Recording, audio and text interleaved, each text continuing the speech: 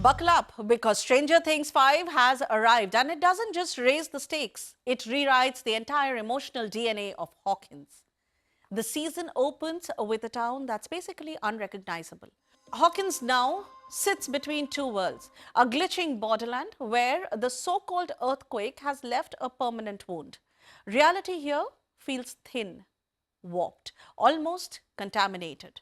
The upside down isn't lurking anymore, it's lingering, like the fog that refuses to clear.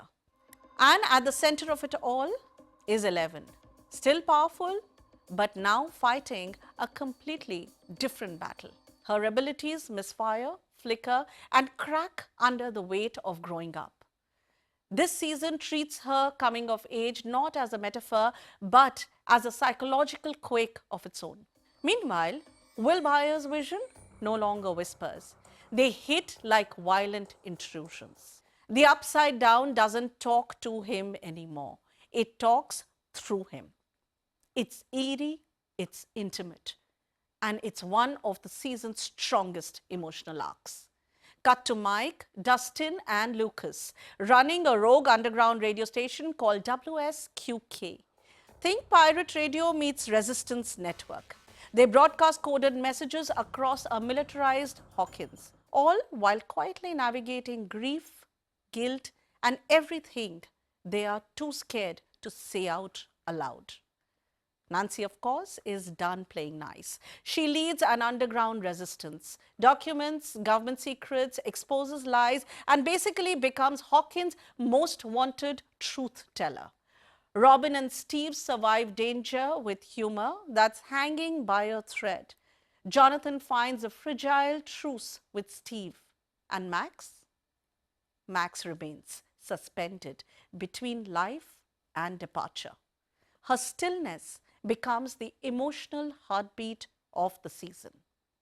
And then there's Dr. K, the new face of cold scientific ambition. Beneath Hawkins lies a sprawling subterranean lab filled with hybrid creatures and machinery that feels like the upside down is no longer invading, but evolving. The midpoint of the season is wild, a full-scale assault beneath Hawkins High where memories become weapons. Shadows take shape and the gang finally realizes they are not just stealing gates. They are living in a world where both dimensions have already merged. And through all of this, the season insists this isn't just about defeating Vecna. It's about confronting irreversible change of their town, their friendship, and themselves. Talking about the high points, the season slows down in all the right ways. It breathes. It lets characters think, reflect, grow up.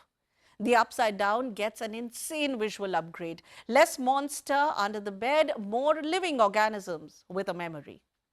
Performances hit an emotional peak. Noah Schnapp delivers Will's most heartbreaking, honest arc yet. Millie Bobby Brown gives 11 a quiet, internalized intensity. Gaten Matarazzo brings a grief-shaped bravery that feels incredibly real. Maya Hawke and Joe Keery keep the humanity alive with humor that never undercuts the stakes. And Sadie Sink, still silent but electric, anchors every emotional beat. The nostalgia is used smartly, never as a crutch. The stakes are huge, but the story stays intimate. Friendship, trauma, memory, loss. And yes, the Hawkins High underground battle, one of the most visually daring sequences the show has ever attempted. Though, of course, there are some lows too. It's not really perfect. The aging cast sometimes clashes with the script's emotional tone.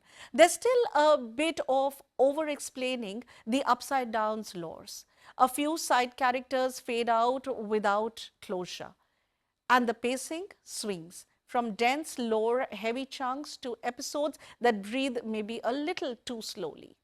Still, none of this breaks the emotional core. So what do we expect next?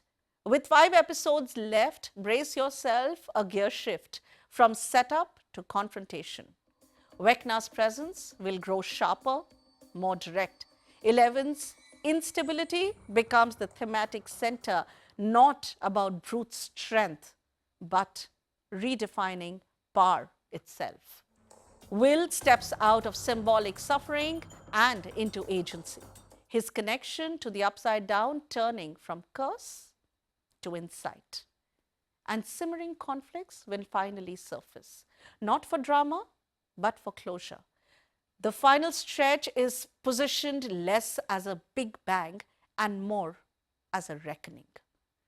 A question of how much of their past these characters can carry and what they'll finally have to let go. Verdict? If this is the last chapter of Hawkins as we know it, Stranger Things 5 makes one thing clear. The monsters were never the point. The heart was.